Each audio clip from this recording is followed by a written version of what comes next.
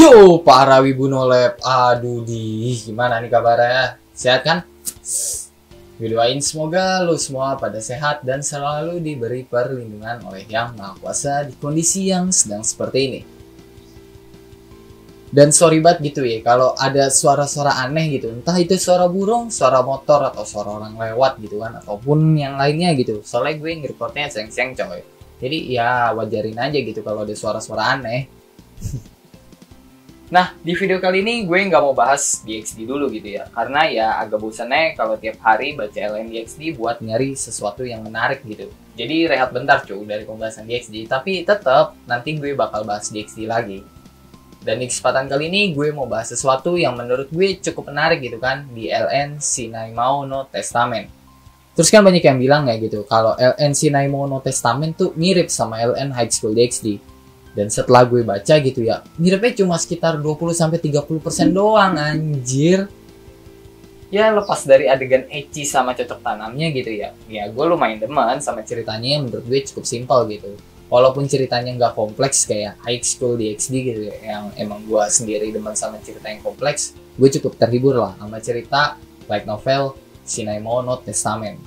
Yang bisa gue bilang gitu ya, versi simpelnya dari High School DxD. Kayak mulai dari ras, faction, item, dan ya segala macamnya gitu. Bener-bener dibuat sesimpel mungkin dari versi DxD. Mungkin kalau kalian minta pembahasan tentang perbandingan LN Sinaimou no Testament sama High School DxD, bakal gue bahas di lain video aja gitu. Soalnya cukup panjang juga kalau gue bahas. Tapi buat kalian gitu ya, yang masih di bawah umur, gue saranin jangan baca LN Sinaimou no Testament. Dan buat yang nggak kuat juga sama adegan cocok tanam gitu ya, gue saranin juga ya jangan baca LN Sinaimou no Testament gitu ya. Kalau mau baca ya silakan, cuma dosa tanggung sendiri ya cuk. Dan gue juga nggak bakal mau ngerangkum LN Sinaimou no Testament. Soalnya nanti bukannya sesuatu yang menarik gitu yang gue rangkum kan malah jadi adegan cangkul-mencangkul yang gue rangkum kan jadi berbelok kontennya cok. Jadi buat pembahasan Sinaimou no Testament gitu ya, gue cuma bahas sesuatu yang menurut gue cukup menarik kayak gitu kayak di video kali ini. Dan di video kali ini gue mau ngebahas para istri dari Lord Basara beserta kekuatan mereka. Dan daripada banyak bacot gitu kan ya, mending kita langsung aja lah ke pembahasannya. Yang pertama jelas Mio Naruse. Kalian pasti udah pada tahu kan sama cewek yang satu ini gitu, yang bisa gue bilang doppelgangernya Rias gitu. Di anime juga udah diperlihatkan masa lalu dari Mio, yang merupakan anak dari mantan Raja Iblis sebelumnya. Tapi Mio tidak sepenuhnya iblis, melainkan hybrid manusia iblis. Mio bisa gue bilang cewek yang memiliki hubungan paling dekat gitu kan sama Basara dibandingkan sama istri Basara yang lainnya. Itu terbukti hubungan Mio dan Basara adalah pembuka seri Sinaimou no Testament dan juga penutup seri Sinaimou no Testament. Jadi kedekatan hubungan mereka ya nggak perlu diragukan lagi gitu kan, karena hubungan mereka adalah prolog dan epilog dari Sinaimou no Testament. Untuk kekuatan, Mio jelas memiliki demon power warisan dari ayahnya yang merupakan mantan Raja Iblis. Dan sebagai anak dari mantan Raja Iblis terkuat, jelas sekali kalau Mio memiliki kekuatan demon power yang sangat abnormal. Ya kalau bisa gue bilang mungkin sekitar 10 kali lebih kuat daripada iblis pada umumnya. Selain itu, Mio juga seorang master magician yang menguasai beberapa sihir, tapi yang paling dia kuasai adalah sihir gravitasi warisan dari ayahnya. Mio juga menguasai beberapa sihir elemen, seperti sihir elemen api, petir, dan angin. Tapi yang paling mencolok adalah api, sebagai atribut dari sihir elemen utamanya. Karena sihir elemen utama Mio adalah api, dan sihir iblisnya adalah gravitasi, Mio mampu membuat sihir api neraka, yang merupakan sihir kombinasi dari sihir elemen api dan sihir gravitasi. Selain itu, Mio juga dapat memberikan sihir elemen apinya yang merupakan atribut utama dari sihir elemennya kepada Basara sebagai seorang servantnya Basara. Jadi, karena hubungan master servantnya dia dengan Basara, Mio bisa memberikan sihir elemen atribut utamanya ke Basara. Cewek selanjutnya yang bakal jadi istri dari Basara adalah Maria Naruse. Ya, mungkin beberapa dari lulu pada gitu ya ada yang sadar kalau Maria juga adalah anak dari mantan Raja Iblis, seperti Mio. Satu ayah, beda ibu. Bisa dibilang gitulah. Ya, wajar aja sih kalau Raja Iblis punya 2 istri mah nggak ada salahnya juga. Basara aja istrinya banyak, cok. Nah, untuk kekuatan jelas Maria memiliki demon power yang luar biasa mengingat dia anak mantan Raja Iblis, seperti Mio. Walaupun demon power yang dia miliki tidak sebanyak Mio yang benar-benar mewarisi kekuatan Wilbert, Raja Iblis sebelumnya, tapi Maria mampu mengontrol demon powernya. Itu bahkan sudah dibuktikan di season 1 di mana Maria mampu bertarung dengan Zolia yang tercatat sebagai iblis rank S. Meskipun Maria memiliki tubuh kecil, Maria memiliki kekuatan fisik superhuman. Itu ditunjukkan dengan cara Maria bertarung yang lebih mengandalkan hand-to-hand combat dengan serangan fisik yang abnormal. Maria adalah Sakebas berbakat, yang membuat dia mampu menggunakan seluruh kemampuan Sakebas. Terlebih lagi ibunya adalah mantan Demon Queen yang juga seorang Sakebas. Yang pastinya Maria juga mewarisi kekuatan dari ibunya. Meskipun Maria tercatat sebagai petarung tipe kekuatan fisik kayak yang gue bilang tadi, Maria juga mampu menggunakan beberapa sihir, kayak hipnotis dan menghapus ingatan. Maria juga memiliki sihir elemen kayu yang merupakan sihir elemen atribut utamanya. Walaupun selama seri Shinai Mono Testament dia tidak pernah menggunakan itu, tapi itu dibuktikan dengan beberapa hal. Sebagai servant dari Basara, Maria pasti memiliki Master Servant Kontrak yang membuat Maria dapat mentransfer sihir elemen kayunya kepada Basara, seperti yang gue bilang tadi. Jadi, sihir elemen atribut utama Maria adalah kayu, dan sihir elemen kayu itu ditransfer kepada Basara karena Maria adalah servant dari Basara.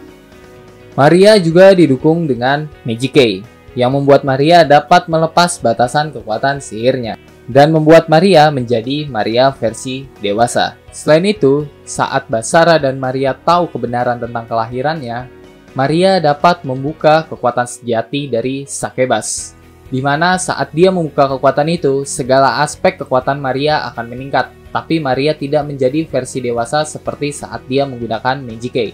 Dan peningkatan kekuatan itu jauh di atas saat Maria menggunakan Magic Key. Selanjutnya, cewek yang jadi istri Basara adalah Yuki Nonoka. Cewek yang satu ini adalah manusia yang berasal dari klan pahlawan, tapi nanti keluar dari klan pahlawan dan bergabung ke sisi Basara yang mendukung moderate faction. Kalau kalian mengira Yuki itu lemah, maka kalian salah. Memang dia cuma manusia yang berasal dari klan pahlawan, tapi tidak seperti Basara, Mio, atau Maria yang mendapat kekuatan dari warisan keturunan. Yuki mendapatkan kekuatan karena bakat dan kerja kerasnya sendiri. Terbukti saat Yuki melawan Shiryu, salah satu dari 4 dewa penjaga mata angin, dia keluar sebagai pemenangnya. Dan itu membuktikan kalau Yuki berada di pahlawan rank S. Setelah Yuki keluar dari klan pahlawan, Yuki dikatakan memiliki kekuatan sebagai salah satu dari pahlawan terkuat. Kalau diperkirakan mungkin ya sekitar peringkat 3 atau peringkat 4 lah. Sebagai seorang pahlawan, Yuki diberkahi hero power yang membuat semua aspek fisiknya setara dengan makhluk supernatural. Kekuatan fisik, durability, kecepatan, dan ketahanan sihir, semua aspek itu yang dia dapat sebagai salah satu dari anggota klan pahlawan. Yuki sebagai pahlawan juga Master Swordsman. Kalau ini nggak usah ditanya sih, selama nonton anime Shinai Mono Testament, lu pasti sadar kalau Yuki adalah Master Swordsman. Yuki juga mampu membuat perisai dengan ujung pedangnya menggunakan sihir berelemen logam. Sebagai istri dari Basara, Yuki pasti servant Basara juga. Master Servant kontrak yang Yuki lakukan dengan Basara bisa dikatakan yang paling kuat, bahkan lebih kuat dari Mio. Itu karena perasaan dan kesetiaannya pada Basara lebih dalam dari istri Basara yang lainnya. Sebagai seorang servant Basara, Yuki juga bisa mentransfer sihir elemen logamnya yang merupakan sihir elemen utamanya atau atribut utama sihirnya kepada Basara. Sebagai seorang pahlawan, Yuki pasti didukung dengan senjata roh. Senjata roh milik Yuki adalah katana dengan roh yang di dalamnya bernama Sakuya, yang merupakan roh penjaga Gunung Fuji. Sakuya bukanlah roh yang kuat jika berjauhan dari Gunung Fuji, karena dia penjaga Gunung Fuji. Tapi di tangan Yuki, Sakuya bisa menjadi lebih kuat dari Azure Dragon walaupun berada cukup jauh dari Gunung Fuji. Setelah Yuki pergi dari klan pahlawan, Yuki dipaksa untuk mengembalikan Sakuya, dan itu membuat Yuki harus menciptakan pedang roh dari kekuatan sihirnya untuk mempertahankan elemen logam dari segel Solomon.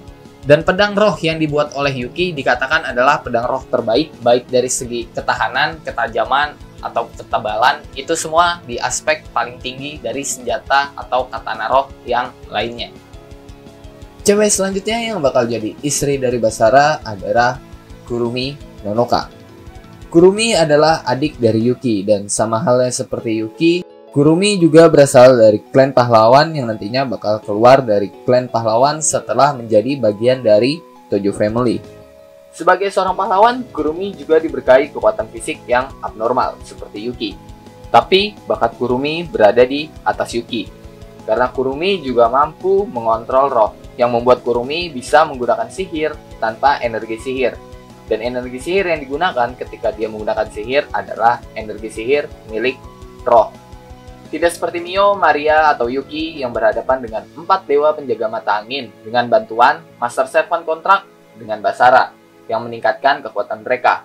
Kurumi tanpa melakukan Master Servant Contract dengan Basara mampu berhadapan 1 lawan 1 dengan Suzaku, salah satu dari 4 dewa penjaga mata angin.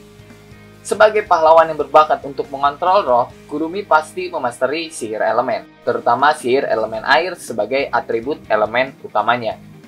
Selain sihir elemen air, Kurumi juga memasteri sihir elemen api, petir, angin, dan sihir non-elemen. Setelah Kurumi berhasil melakukan Master Servant Contract dengan Basara, Kurumi bisa mentransfer kekuatan sihir elemen airnya yang merupakan sihir elemen atribut utamanya kepada Basara sebagai masternya. Berbeda dengan pahlawan lainnya, Kurumi didukung dengan sarung tangan dari klan pahlawan yang membuat dia mampu mengontrol roh dengan mudah. Setelah sarung tangan Kurumi yang dia dapat dari klan pahlawan diminta oleh klan pahlawan, Kurumi nanti akan menerima Black Game yang membuat Kurumi mampu mengontrol roh negatif. Dan Kurumi akan memanfaatkan hubungan cocok tanamnya sama Basara untuk meningkatkan kekuatannya serta kekuatan dari Black Game. Cewek selanjutnya yang bakal jadi istri dari Basara adalah Zez. Lu pasti udah pada tau lah kalau Zez itu adalah mantan bawahan Zolgia yang dibuang sama Zolgia dan mengabdikan dirinya kepada Basara di anime season 2. Zez adalah iblis ciptaan yang dibuat sama Zolgia dengan sihir terlarang. Karena Zolgia yang stres setelah istrinya pulang ke alam baka, dia membuat klon istrinya dengan sihir terlarang, dan itu adalah Zez. Ya, jadi selama ini gitu ya, buat lu pada yang waifunya Zez tapi kesel sama Zolgia, lu harus minta maaf sama Zolgia gitu. Tanpa adanya Zolgia, Zez gak bakalan ada, cowok.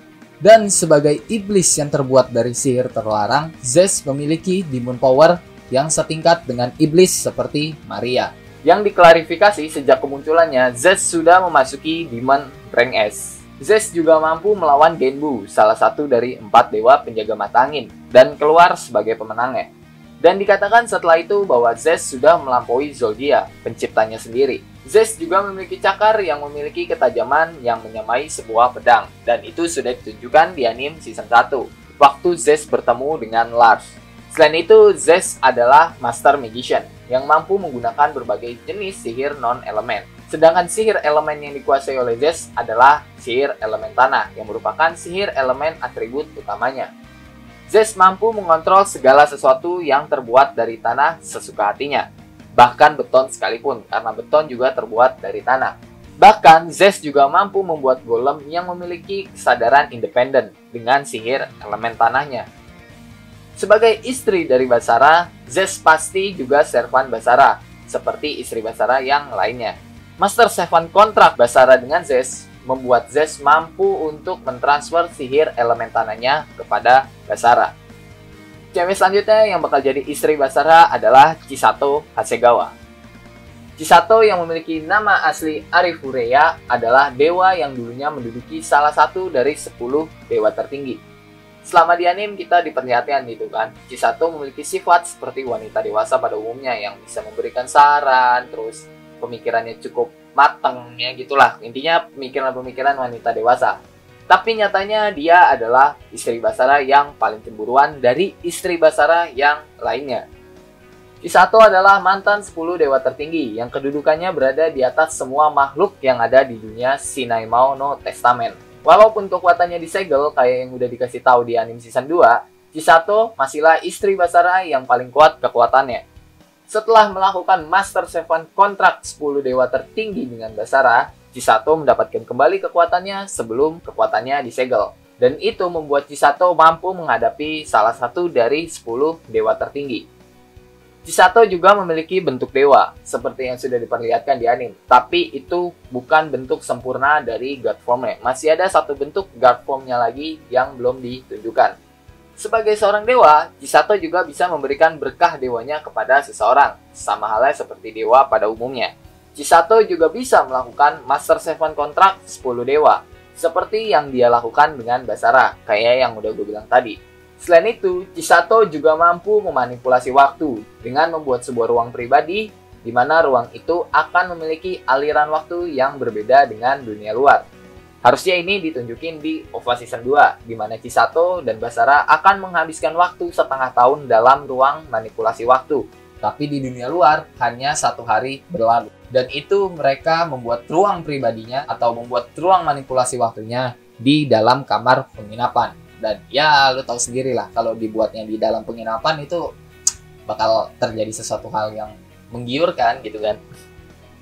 Setelah kekuatan Chisato sebagai salah satu dari 10 dewa tertinggi kembali, Chisato mampu menggunakan Maternal Link, di mana kekuatan ini melindungi kandungan milik Chisato dan istri Basara yang lainnya. Dan membuat Chisato atau istri Basara yang lainnya bisa melakukan adegan penuh kenikmatan di dalam ruangan tertutup di malam hari gitu kan, tanpa takut keguguran. Serta membuat Chisato dan istri Basara yang lainnya melahirkan secara bersamaan. Sebagai seorang dewa, Chisato pasti memiliki stamina yang luar biasa, baik dalam pertempuran adu sihir gitu kan, ataupun pertempuran penuh kenikmatan dengan Basara yang make 4 klon sekaligus selama 3 jam full tanpa istirahat. Bagi seorang dewa, rasanya memalukan kalau Chisato bukan Master Magician. Dia menguasai sihir elemen dan sihir non-elemen yang berguna di pertempuran ataupun kenikmatan. Sebagai istri Basara, Chisato juga melakukan Master Seven Contract dengan Basara. Tapi sedikit berbeda dengan istri Basara yang lainnya, kontrak yang dilakukan dengan Chisato hanya bisa dilakukan bila salah satu mendominasi dalam hubungan mereka. Dan Chisato lebih memilih didominasi oleh Basara, yang membuat Chisato mampu mentransfer sebagian kekuatannya pada Basara. Cewek selanjutnya yang bakal jadi istri dari Basara adalah Celis Reinhardt. Celis adalah salah satu pahlawan, tapi bukan berasal dari desa yang sama seperti Basara, Yuki, atau Kurumi. Celis adalah pahlawan yang berasal dari Vatikan dan berhasil memasuki organisasi Kesatria Suci Vatikan yang katanya organisasi pahlawan terkuat. Dan Celis berhasil memasukinya di usia yang masih menginjak 16 tahun. Tapi Celis akan keluar dari Vatikan serta Kesatria Suci Vatikan setelah dijinakan oleh Basara setiap malam. Salah, maksud gua setelah ngikutin Basara buat gabung Tojo Family. Sebagai mantan Kesatria Suci Vatikan, Celis memiliki kekuatan yang jauh di atas Yuki dalam segala aspek. Celis dikatakan sebagai pahlawan terkuat setelah Jin, bapaknya Basara. Selain kekuatan fisik, durability, kecepatan, dan ketahanan sihir, yang pasti udah nggak normal semua karena Celis adalah pahlawan terkuat, Celis juga Master Swordsman yang kemampuan berpedangnya sudah di atas Basara. Celis juga seorang Master Magician, tapi sedikit berbeda dengan istri Basara yang lainnya, kecuali Chisato ya. Karena Celis mampu membuat 4 sihir elemen alam serta sihir non-elemen tanpa mantra apapun. Dan ini mirip kayak Chisato, tapi Chisato seorang dewa, sedangkan Celis adalah seorang manusia tulen, yang menurut gue nggak wajar kalau Celis bisa menggunakan sihir tanpa mantra apapun. Sebagai istri dari Basara, Celis udah pasti juga servan dari Basara, seperti istri Basara yang lainnya. Tapi berbeda seperti istri Basara yang lainnya, Celis tidak bisa memberikan elemen utamanya kepada Basara. Karena Celis tidak memiliki atribut utama dalam sihir elemennya. Sebagai seorang pahlawan, Celis pasti didukung dengan senjata roh yang bernama Georgius, yang membuat Celis mampu menggunakan 4 sihir elemen alam selama dia menggunakan Georgius. Setelah Georgius direbut oleh Shiba, Celis nanti akan menerima Holy Sword dari Vatikan sebagai pengganti dari Georgius yang direbut oleh Shiba. Cewek terakhir yang jadi istri Basara adalah Nanao Tachibana. Nanao diperlihatkan sebagai lelaki vampir kan di anime gitu. Tapi apa lu pikir begitu? Ya sebenarnya sih nggak salah gitu ya. Karena Nanao memiliki 2 kelamin yang setiap bulannya nanti akan berganti-ganti dari lelaki menjadi wanita. Dan di usianya yang menginjak 18 tahun, nanti Nanao akan memilih jenis kelaminnya sendiri. Dan nanti Nanao akan memilih menjadi wanita karena rasa cintanya gitu kan kepada Basara, serta bisa melakukan adegan cangkul-mencangkul gitu tiap malamnya yang penuh kenikmatan yang membuat Nanao lebih memilih menjadi wanita, cowok. Nanao adalah vampir yang berasal dari Red Lotus Faction, salah satu faction vampir terkuat. Walaupun Nanao adalah hybrid manusia vampir, kekuatan vampir Nanao masihlah dianggap sebagai vampir rank S. Kemampuan dasarnya sebagai seorang vampir membuat Nanao bisa bertarung imbang dengan iblis ataupun pahlawan yang memiliki rank S, baik dari segi fisik, durability, kecepatan, ataupun ketahanan sihir. Di anime diperlihatkan kan, Nanao bisa memanjangkan cakarnya. Nah, cakar Nanao ini memiliki ketajaman serta ketahanan seperti sebuah pedang. Nanao juga memiliki Magic Eye, dan dikatakan bahwa Nanao adalah orang yang paling ahli menggunakan Magic Eye di kalangan vampir. Magic Eye milik Nanao memungkinkan Nanao untuk melakukan hipnotis atau mengontrol seseorang, serta membuat Nanao juga bisa menahan rasa sukanya kepada Basara sebelum dia menginjak 18 tahun. Sebagai istri dari Basara rasanya nggak afdol gitu kan ya kalau belum jadi servannya Basara gitu. Dan Nanao nanti juga bakal jadi servannya Basara seperti istri Basara yang lainnya. Setelah melakukan Master Servant Contract dengan Basara, nanti Nanao mampu membuka kemampuan vampir tingkat tinggi. Dan ada sedikit tambahan gitu ya. Kalau Basara beserta 8 istrinya gitu sudah memiliki 8 anak yang udah dikonfirmasi, tapi belum ada namanya atau kepastiannya gitu karena LN-nya sendiri udah tamat. Orang di volume 12 tulisannya Epilogue of Epilogue gitu, berarti benar-benar epilog dari epilog. Dan oke lah, mungkin itu aja untuk pembahasan kali ini seputar tentang istri Basara serta kekuatan mereka. Ya jujur aja gue pas bikin skrip ini gitu ya begitulah.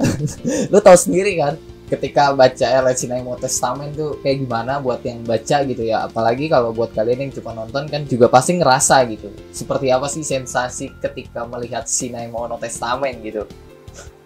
Dan oke lah, mungkin itu aja untuk pembahasan kali ini. Kalau kalian punya pendapat, saran, dan yang lainnya gitu bisa tulis di kolom komentar. Jangan lupa juga like video ini, subscribe channel ini, and share video ini ke teman-teman kalian, sahabat kalian, kerabat kalian, pacar kalian, gebetan kalian, atau istri kalian mungkin gitu ya. Dan sampai jumpa di video selanjutnya, and bye-bye!